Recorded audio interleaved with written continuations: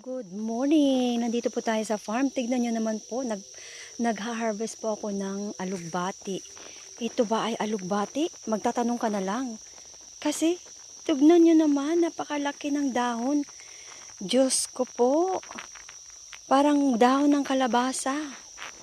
Ayan o, mapag-isip mo tuloy, alugbati ka ba? Sa sobrang taba ng lupa, guys. Tignan mo naman ang dahon ng alugbati, oh. Iisipin mo tuloy, alugbati ka ba talaga? Grabe, ang taba ng lupa kasi dito, oh. Ang tataba. Grabe. Ayan, ang alugbati. Grabe ang dahon, oh. Sobrang laki.